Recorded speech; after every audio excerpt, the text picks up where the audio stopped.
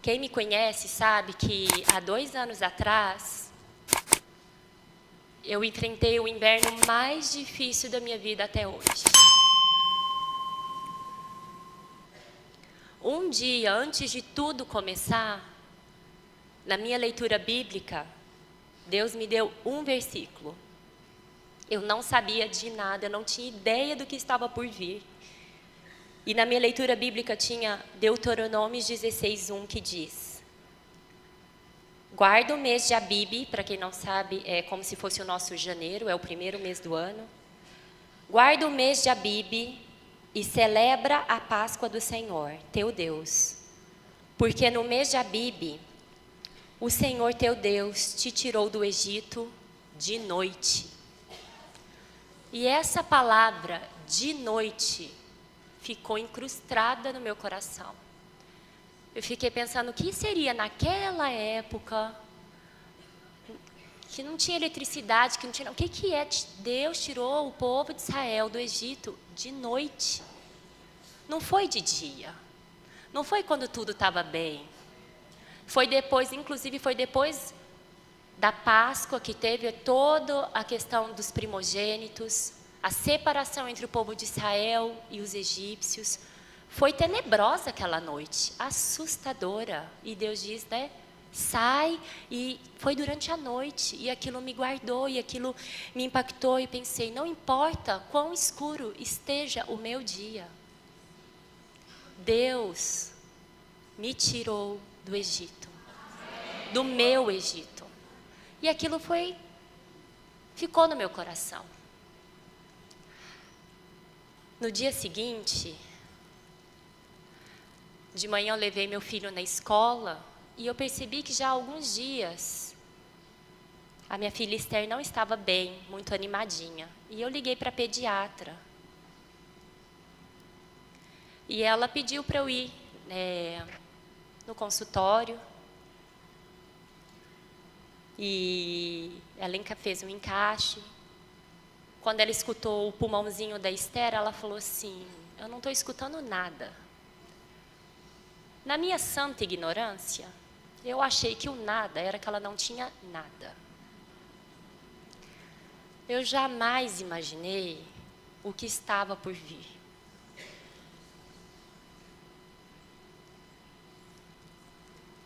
Ela falou, vai para o hospital, para o pronto-socorro, e de lá você me liga.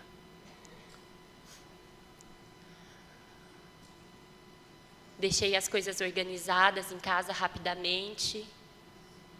Fui para o hospital. Ela fez o exame, o raio-x. E aí a médica disse assim para mim, internação imediatamente. E ela foi para a sala de emergência da UTI. Naquele momento, eu lembro de ter perdido as forças dos meus joelhos. Já colocaram ela na maca, já colocaram oxigenação, já colocaram um monte de coisa nela. Eu tenho muito a agradecer a todas as pessoas que o Senhor colocou no processo. A doutora Ana, que é a médica da Esther, apareceu no hospital logo em seguida, já foi me ajudar. Nós esperamos, não tinha vagas, nós esperamos, isso era perto do meio-dia, eu sei que nós fomos entrar realmente no quarto, era meia-noite. E eu não posso reclamar, irmãs, só tinha vaga para minha filha naquele dia, porque era inauguração da ala pediátrica nova do hospital. Minha filha foi a primeira paciente daquele quarto. Tem carinho maior de Deus, mesmo no inverno? Eu me lembro de entrar no quarto e uma voz muito clara no meu interior dizendo assim, me louve até o final. Irmãs, eu não sabia o que aquilo significava. Eu sabia que era num contexto, porque eu tinha lido um livro um tempo antes. E aquilo tinha ficado no meu coração. Eu sabia que estava relacionado à experiência daquele livro. Mas eu não tinha ideia do que estava por vir. Mas uma coisa eu tive: temor. Então eu ajoelhei e falei: Senhor, eu não sei o que está por vir, mas eu não quero murmurar. Me ajude a louvar até o final. Eu lembro que naqueles 3 primeiros dias, eu fui assim atropelada por informações e por procedimentos. Nós entramos meia-noite, quando for 4:30 da manhã, a enfermeira entrou no quarto e falou: por favor, quero que você preencha todos estes papéis, sua filha vai para o centro cirúrgico. Minha filha tinha 1 ano e 4 meses. Eu falei: sozinha? Porque aquela falsa sensação de que se ela está comigo, então está tudo sob controle. Ela falou assim: sozinha, ela precisa entrar sozinha com os médicos, você não pode entrar. Daí eu fui dar uma, e ela me deixou. Acho que eram uns 15 papéis. Uma página após a outra, de todos os riscos que a minha filha poderia sofrer. Inúmeros. E você assina embaixo que se acontecer você não vai processar o hospital.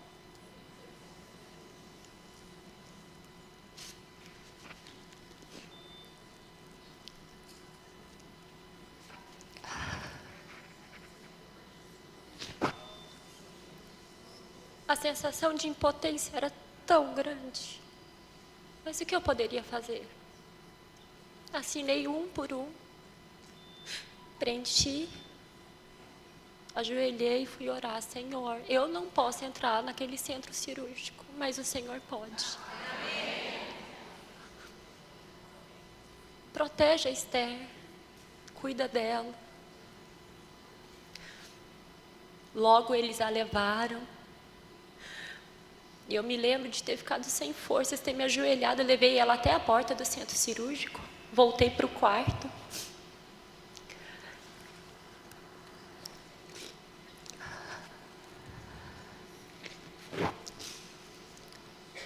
E me lembro de ter me ajoelhado numa poltrona que tinha lá no quarto. Mas, irmãs, eu não sabia como orar.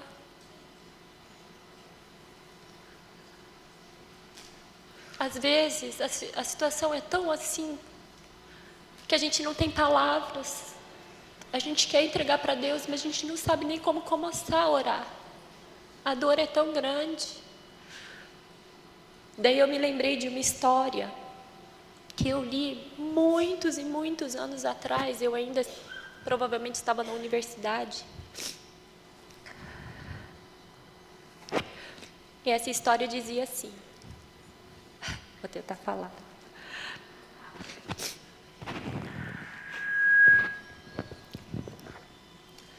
Moody conta a história de um menino criado em um orfanato inglês. Aquele menino nunca aprendera a ler ou escrever, e tudo o que sabia era o alfabeto. Um dia, o pregador itinerante visitou as crianças e disse que se estivessem com problemas, deveriam orar a Deus e Deus as atenderia. Este menino cresceu e um dia encontrou o emprego de pastor de ovelhas. Mas, por mais que tentasse, ele não conseguia mantê-las juntas. Lembrando-se das palavras do pregador, ele decidiu orar e pedir a Deus para ajudá-lo a controlar as ovelhas. Um homem passando pelo campo ouviu e, quando olhou para ver quem era, viu o menino de joelhos recitando o alfabeto: A, B, C, D. Perguntou-lhe o que estava fazendo e o menino disse que estava orando. E o homem logo reagiu: isto não é orar. Isso que você está fazendo é recitar o alfabeto. O menino respondeu: eu não sei orar. Mas acredito que se der a Deus tudo o que eu sei, Deus poderia organizar as letras em uma oração e me dar o que eu preciso. Queridas irmãs, eu orei muitos ABCDs naquela sala, naquele quarto de hospital. Literalmente, A, B, C, até o Z, e voltava para o A. E eu acreditava que o Senhor, com seus gemidos inexprimíveis, poderiam completar as minhas orações.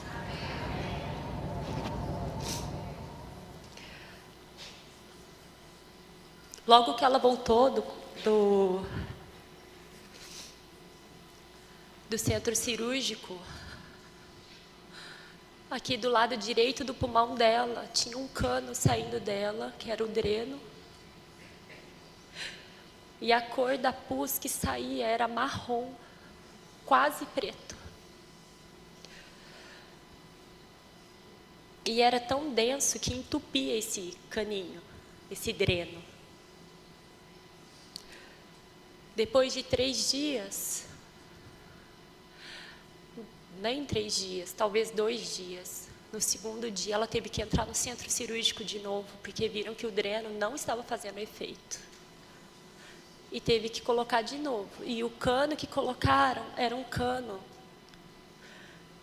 cerca de 1 centímetro de diâmetro, no pulmãozinho dela, para que pudesse sair tudo que estava fazendo mal.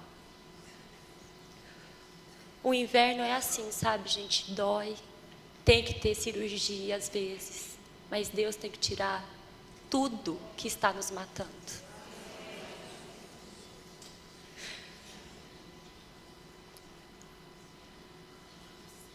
Na primeira semana, eu não conseguia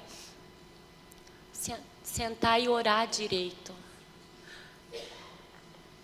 Mas os hinos me acalmaram muito. E eu cantava muitos e muitos e muitos hinos no quarto.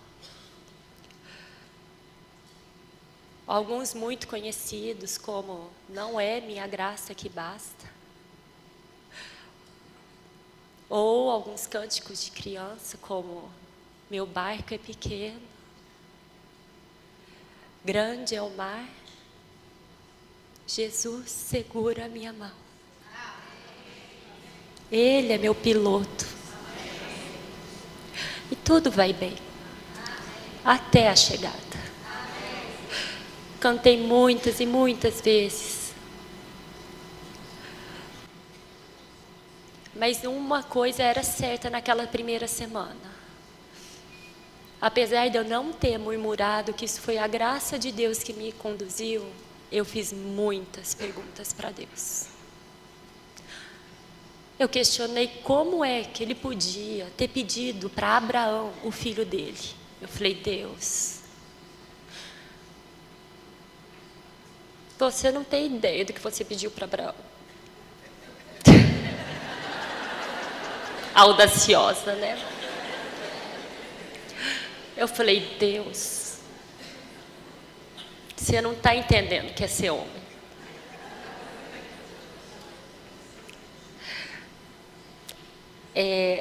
Acho que você perdeu o controle das coisas.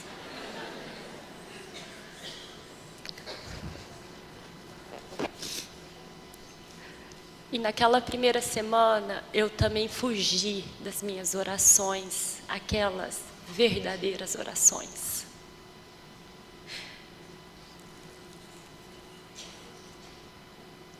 Porque, afinal de contas, eu consagrei minha filha antes de engravidar, eu consagrei ela durante toda a minha gravidez, eu consagrei a minha filha no dia que ela nasceu, todos os dias depois, quando ela estava com saúde. Mas no dia que as coisas mudaram, eu falei, Deus, ela é sua, mas ela é minha. Desculpa, mas não vai dar para reconsagrar de volta. Porque eu tinha certeza que se as palavras, Senhor, ela é tua, saíssem da minha boca, eu tinha certeza que Deus levaria ela embora no minuto seguinte. E eu não estava preparada para isso.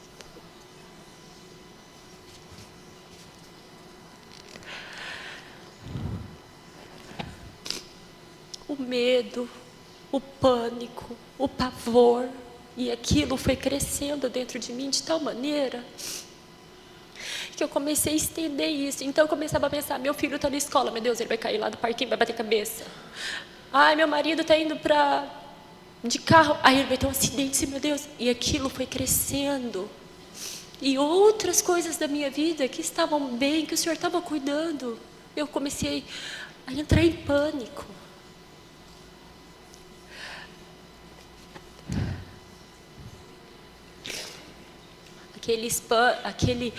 Esses pensamentos vinham principalmente nas horas em que as coisas acalmavam no quarto, normalmente de madrugada, que eram as poucas horas de calmaria do quarto. E eu me lembro também de ter falado, Senhor, eu não aceito ser vítima dos meus pensamentos. Então eu orava e lia aquele Salmo de 121 que diz assim: eleva os olhos para os montes, de onde virá o meu socorro? O meu socorro vem do Senhor que fez os céus e a terra. Ele não permitirá que os teus pés vacilem. Mas eu orava assim, Senhor, você não permitirá que os pés da Esther vacilem. Não dormita aquele que guarda a Esther. É certo que não dormita, nem dorme o guarda da Esther. O Senhor é quem guarda a Esther. E assim eu orava e lia. Aí terminava o da Esther, eu punha o nome do Gabriel. E terminava o do Gabriel, eu punha o nome do Rafael. E isso acalmava meu coração. De novo, o que acalmava meu coração era a palavra de Deus. Eu sabia que Deus queria me purificar, mas eu não tinha ideia do que Ele queria me purificar naquele momento. E eu me lembro que meu avô dizia que nós, na vida, temos uma cota de lições. E assim como na escola, quando nós não passamos nas nossas provas, a prova vem de novo. Porque Deus quer alcançar algo em nós. Já percebeu, às vezes, quando as coisas se repetem, e aí vem de novo, passa uma fase de calmaria, e vem a mesma pessoa, a mesma situação, e de novo, é porque nós não aprendemos. E Deus, infelizmente, precisa dar aquela prova de novo.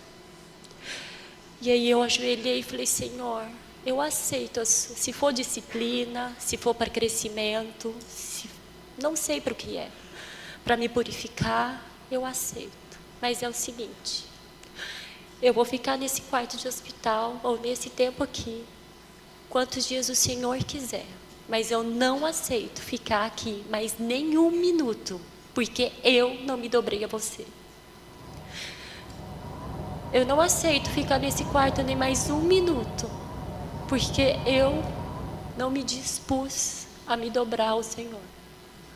Mas me ajuda, porque eu não sei do que realmente o Senhor quer me purificar. Me ilumina. Avance em mim. E foram muitos dias fugindo de Deus. Muitos dias. Mais ou menos lá no 10º dia de internação, eu recebi o mesmo hino de 4 irmãos diferentes. E eu só tinha tempo para ler mesmo as mensagens mais à noite. Daí o primeiro que tinha mandado o hino, depois eu escuto, vou ler todas as minhas mensagens. Daí mais um pouquinho, nossa, o mesmo hino, tá bom, daqui a pouco eu escuto, vou ler todas as mensagens. Bom, No quarto eu falei, não, tá bom, Deus, eu vou escutar agora. Vou ler as mensagens depois.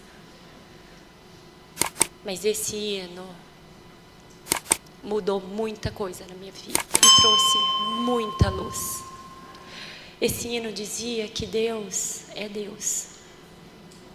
Se Ele faz, Ele é Deus. Se Ele não faz, Ele também é Deus.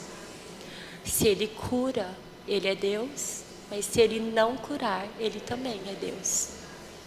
Ele é Deus em qualquer circunstância. Irmãs, eu me lembro de ter ajoelhado no cantinho que tinha no quarto, ter pedido perdão para o Senhor, e fiz uma oração diferente. Eu confessei os meus medos. Falei, Deus, perdoa-me. Não é pelo que o Senhor faz, é pelo que o Senhor é. Eu quero experimentar quem você é. Senhor, eu tenho medo de te reconsagrar minha filha, porque eu tenho medo que você a leve embora. Eu tenho medo de como eu vou viver depois.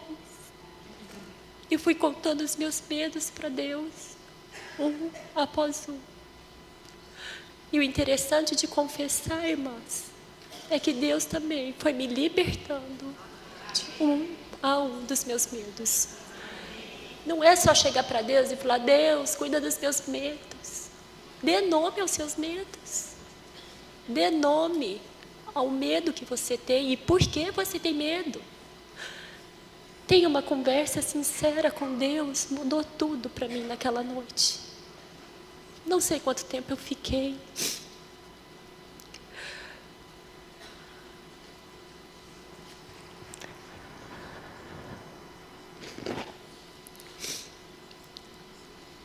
E o Senhor me falou naquela noite que mesmo que eu fugisse dele, Ele é Deus e Ele faria o que Ele quisesse. Mas que eu tinha uma decisão nas minhas mãos. Se eu queria ou não ser transformada através do que Ele iria fazer. Porque eu não poderia mudar o que Ele queria. Mas eu podia mudar como eu sairia da situação. A nossa decisão não libera poder nenhum, mas a nossa decisão dá permissão para quem tem o poder fazer todas as coisas.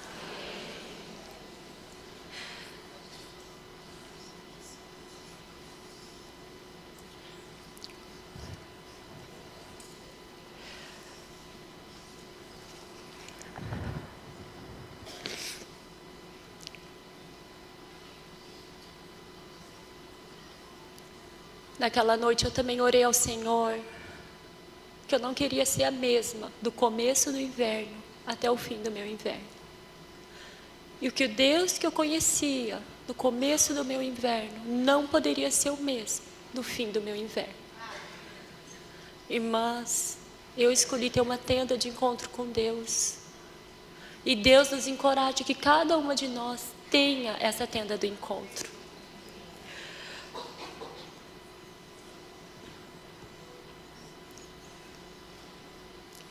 Logo depois, alguns dias depois, nós teoricamente estávamos caminhando para o fim do tratamento, no 14º dia, que é assim, se você toma esse remédio por 15 dias e não tem febre, você caminha para a última semana do tratamento. No 14º dia, a doutora Ana passou pelo quarto, viu a Esther estava ótima. Nós estávamos felizes, comemorando que a gente ia entrar no estágio final. Ela saiu do quarto, nem 5 minutos depois, quando eu fui trocar a Esther, no mesmo local onde estava a drenagem, saiu uma substância marrom, muito esquisita, e estava pegando por todo o curativo aqui nas costas. Na hora eu chamei a enfermeira foi correndo, chamou a chefe da UTI.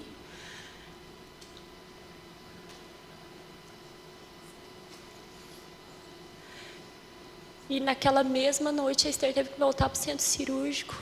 Ela teve febre. E tiveram que fazer um novo procedimento nela. E a febre zerou toda a contagem. Era como se não tivesse tido tratamento nenhum. E eu me lembro de ter ido ao céu, ao inferno em 5 minutos. Porque quando a doutora Ana estava saindo do quarto, eu estava radiante. E quando eu voltei ao quarto, eu já estava desesperada.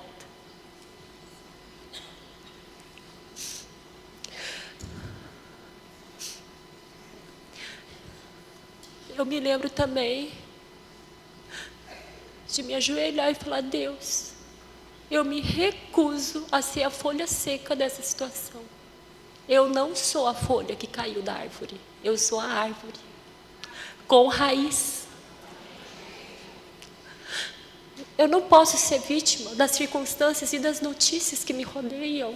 Eu me recuso a viver assim. Eu tenho um Senhor. Eu tenho pai, mas vivo como órfã. Naquela noite, eu orei ao Senhor que me desse a experiência de sentir paz, independente das circunstâncias.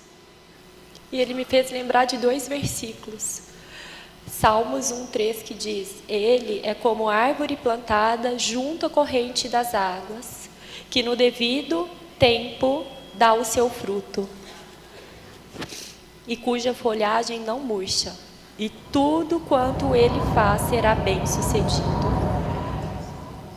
É como árvore plantada. Essa palavra murchar, ela não murcha. Essa palavra murchar quer dizer que ela não afunda, ela não cai, ela não esmorece, ela não desfalece. E Salmos 1:3 diz: Ele é como árvore plantada junto à corrente de águas que no devido tempo... Não, é outro, desculpa, irmãs. Jeremias 17:8. Porque ele é como árvore plantada junto às águas, que estende as suas raízes para o ribeiro e não receia quando vem o calor. Mas a sua folha fica verde, e no ano de sequidão não se perturba, nem deixa de dar fruto. Essa palavra estender, no original, quer dizer direcionar. As nossas raízes, quem comandamos somos nós. Para onde eu e você temos direcionado as nossas raízes? Diz que a palavra receia é que nem percebe. Imagina vir uma situação e você nem perceber, porque você está plantada. E diz que não se perturba, quer dizer, não teme, não fica ansioso, não se preocupa, não fica com medo. E aquela noite eu orei e li esse versículo: Senhor, eu quero ser como essa árvore plantada junto às águas, que direciona as minhas raízes para o ribeiro, que não percebe, que não considera quando vem o calor, mas a sua folha fica verde, no ano de sequidão não teme, não fica ansiosa, não fica preocupada, não está com medo, nem tem pavor, nem deixa de dar fruto. O poder do inverno é também reconhecer que o verdadeiro e a única fonte é estar junto às águas.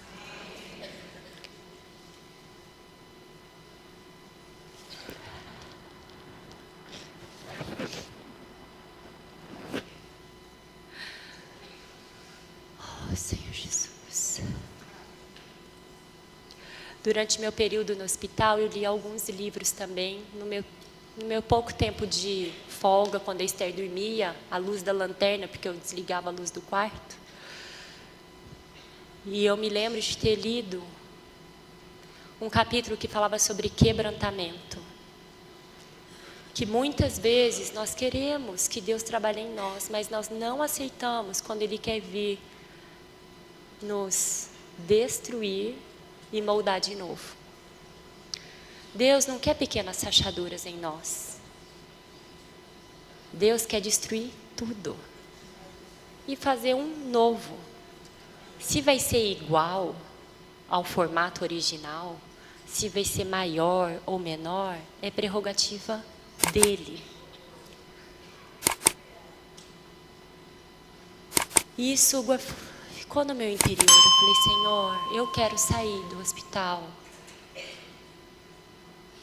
diferente. Não quero ser a mesma Priscila que entrou.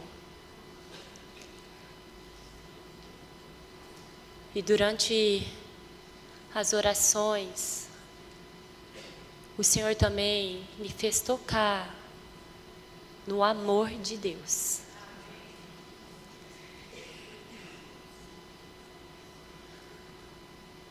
Deus sabia muito bem o que Ele estava pedindo para Abraão, não é verdade?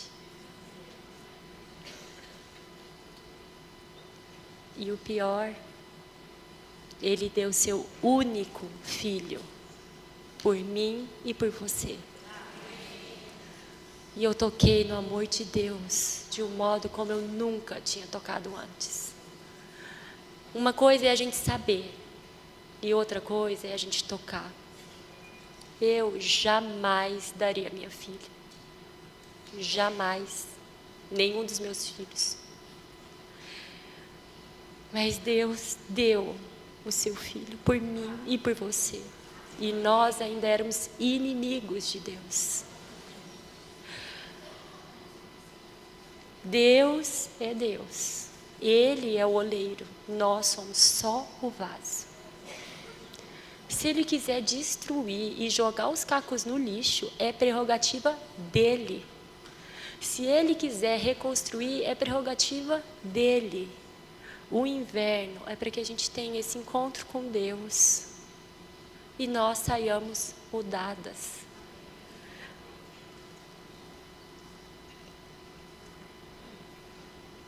Eu conheci um Deus que jamais conheceria na primavera ou no verão. E Deus sabia a minha exata cota do que me faria perder todas as minhas forças. Os irmãos às vezes brincam que é para a gente abrir aquela salinha fechada. Mas eu falo na minha experiência que é descobrir salas que eu nem sabia que eu tinha. Pensamentos que eu jamais imaginei na minha vida que eu teria. Dúvidas do amor de Deus. Fui criada no lar cristão. Recebi o Senhor cedo. Sabia de muita coisa. Mas na hora da prova, eu duvidei de muita coisa. E a luz de Deus veio me iluminar. De que Ele era Senhor. Mas na hora da prova, eu queria ser o Senhor. Que eu tinha um Deus, mas na hora da prova, eu queria ser Deus, porque eu achava que Ele estava perdendo a mão das coisas. E às vezes, porque a gente não entende os porquês, a gente não deixa Deus trabalhar, e a gente não decide deixar Ele trabalhar.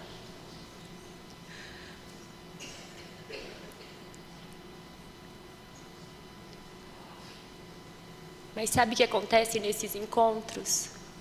Deus muda você e me muda. E quando nós tocamos no amor de Deus, tudo muda de perspectiva. Mostra quanto Deus é magnânimo e quanto eu sou pequena. E Ele te marca de tal modo que muda o seu modo de fazer as coisas, o seu modo de pensar, o seu modo de ver, como está em Êxodo 18, 8 e 9, que diz: naquele mesmo dia contarás a teu filho dizendo: é isto pelo que o Senhor me fez quando saí do Egito, e será como sinal na tua mão, por memorial entre teus olhos, para que a lei do Senhor esteja na tua boca, pois com mão forte o Senhor te tirou do Egito. É a tua mão que tem que ser marcada, é a minha mão que tem que ser marcada, é entre os teus olhos e entre os meus olhos, na tua boca e na minha boca. Deus muda o nosso modo de fazer, de pensar e de falar. Deus muda a nossa constituição. E tudo fica tão pequeno. Não é que não dói, dói muito. Não é que você não tem direito a ficar triste ou ter medo, mas você escolhe que esses sentimentos não vão dominar a tua vida e o teu inverno. Em Apocalipse 2,17 também diz, eu amo esse hino, quem tem ouvidos, ouça o que o Espírito diz às igrejas. Ao vencedor dar-lhe-ei do maná escondido, bem como lhe darei uma pedrinha branca, e sobre essa pedrinha é escrito um novo nome, o qual ninguém conhece, exceto aquele que o recebe. Essa pedrinha branca é a aprovação de Deus e um nome querido de intimidade que você aprendeu nos momentos de dificuldade. Você tem, assim como um casal ou melhores amigas, tem às vezes apelidos carinhosos. Deus vai te dar um novo nome. Só Ele sabe como Ele te consolou. Só Ele sabe como Ele te carregou no colo. E só você sabe como foi receber esse abraço. Como foi receber este cuidado.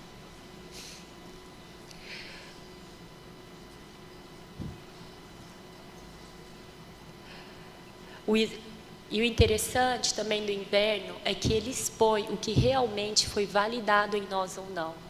A Esther, ela tinha tomado as vacinas, ela estava em dias com as vacinas, com a primeira dose e com os reforços, mas ela não tinha sido completamente imunizada, e foi por isso que ela pegou a doença. Eu nunca imaginei que uma pneumonia poderia ser o que foi. Para mim, pneumonia era aquele negócio, você vai, fica no hospital, faz umas inalações a mais, uma injeção, toma um remedinho. Eu nunca imaginei que iriam colocar um cano no pulmão da minha filha. Eu nunca imaginei que o catarro podia ter a cor de morte. Mas isso é porque nós não conhecemos todas as coisas, mas nós cremos e temos um Deus que conhece todas as coisas. No exame final, depois da alta, Senhor, graças a Deus, antes até da alta, no penúltimo dia, uma nova doutora veio, ela seria a acompanhante da Esther, porque foram 9 meses do processo, mas nós tivemos alta do hospital e depois 8 meses de acompanhamento médico. Ela ficou em quarentena, tinha muitos exames que ainda precisavam fazer. No último exame dela, que seria o decisivo para saber se ela poderia ter alta médica ou não, eu levei ela para fazer um exame no laboratório e teriam que tirar dela 22 frasquinhos de sangue. Mas era para o bem. Ela já tinha feito um exame anterior que tinha dado algumas alterações logo que saiu do hospital, que também tinha sido 20 e poucos frasquinhos. Mas esse último eu lembro que me marcou profundamente. Porque apesar de serem 22 frasquinhos, se nós cooperamos, quando a gente tem uma certa maturidade e a gente fica bem quietinha, leva uns 10 minutos, mas acaba. A Esther, com todo o trauma do hospital, com todo o trauma das pessoas, ela chorava tanto e ela se esperneava tanto que a agulha entrava, mas o sangue não refluía. E furaram ela mais de 20 vezes. Quanto mais ela se agitava, mais um adulto entrava na sala, mais segurava ela, ao ponto de ter 4 adultos, mais eu, que ela estava no meu colo, segurando ela, para que a gente pudesse completar o exame. E seria o exame que daria alta para ela, se tudo desse certo. E eu lembro que eu fiquei nessa sala por quase 2 horas. E no final a gente conseguiu tirar só 6 frascos. E até as enfermeiras falaram, não, a gente vai conversar com o laboratório, a gente vai dar um jeito e ela vai fazer todos os exames que ela tinha que fazer, porque eram 22 frasquinhos, mas eram assim, mais de 40 exames.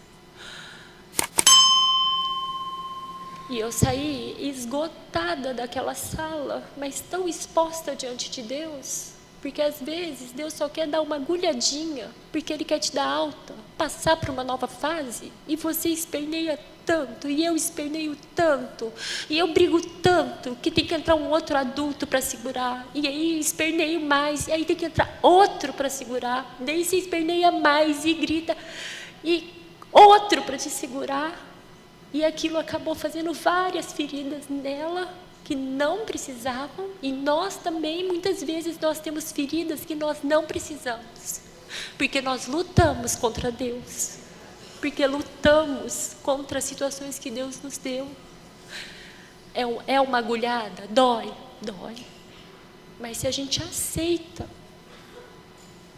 se a gente permite que esse exame seja feito, pode te dar alta.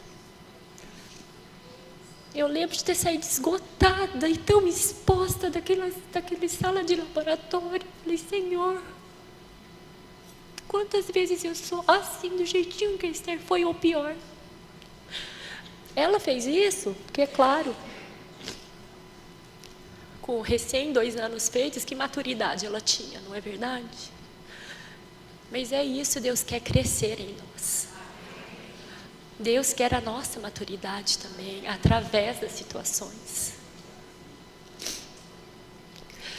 E sabe o que acontece, irmãs?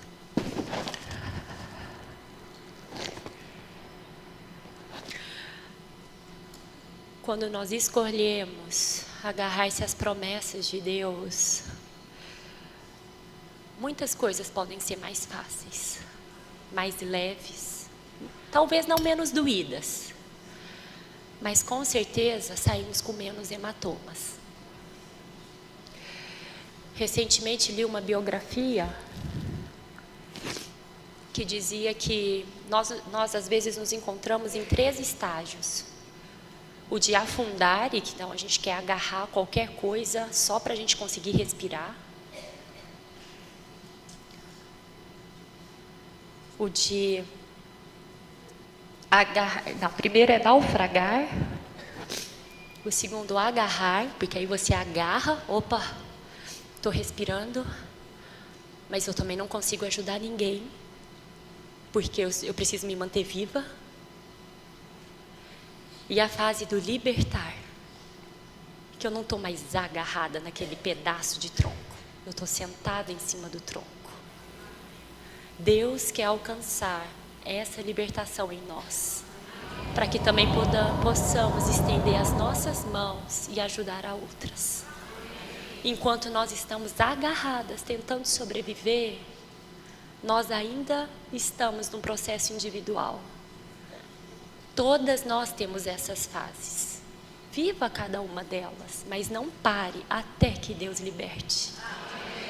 Não desista, só, ufa, passou meu dia, sobrevivi a esse dia. Mude ao ponto de, poxa vida, estou liberta dessa sensação, eu estou liberta desse sentimento, eu estou liberta dessa sensação de perseguição, eu estou liberta dessa sensação de que eu sou vítima. Irmãs, vamos experimentar a libertação do Senhor. Tudo é para o nosso amor. Ele fez a maior prova de amor que esse universo poderia ter, dando o Filho dele por nós. Que tal darmos também o mesmo passo? Senhor, me liberta. No meu inverno, me liberta.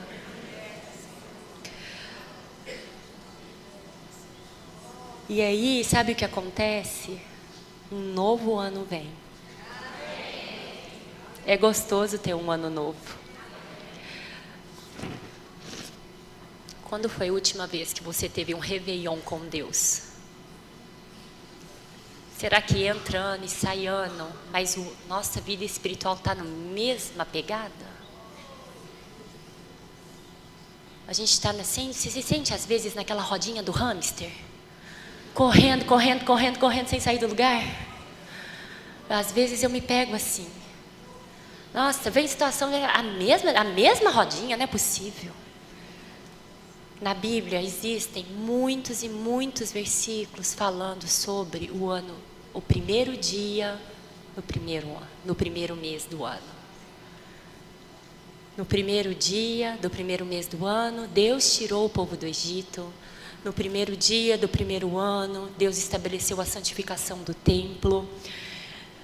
No primeiro dia do primeiro ano, Deus mandou purificar e santificar o templo, levantar o tabernáculo, partir da Babilônia. São todos versículos baseados em primeiro dia do primeiro mês do ano. Queridas irmãs, Deus quer ter conosco primeiros dias de primeiros meses do ano. Um 1º de janeiro na nossa vida com Deus. Não importa quantos anos a gente esteja, vem o inverno, é para purificar. As feridas mostram o nosso interior, as feridas mostram os nossos reais sentimentos, quem nós realmente somos. Mas uma coisa que é o primeiro dia do ano, comemora uma nova fase com Deus, com crescimento.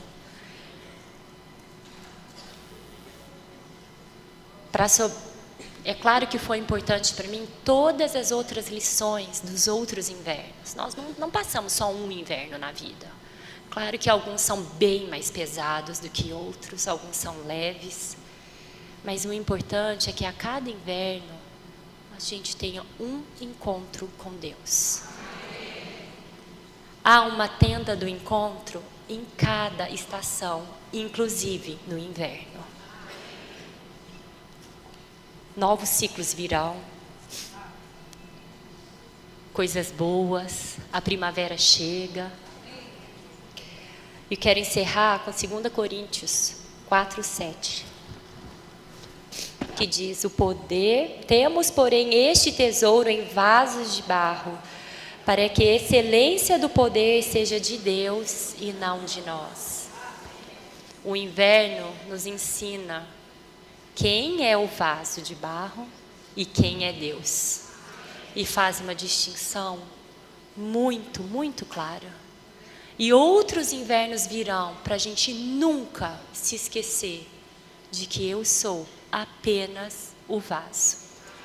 A excelência do poder e do tesouro é dele.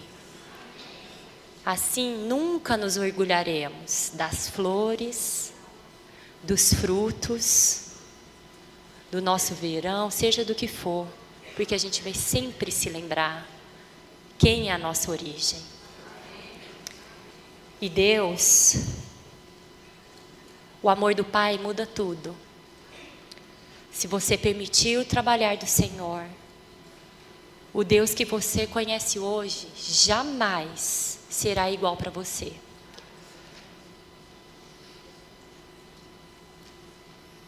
Os seus encontros lhe darão uma nova intimidade com Deus, um novo nome, uma fé mais pura e um novo ano.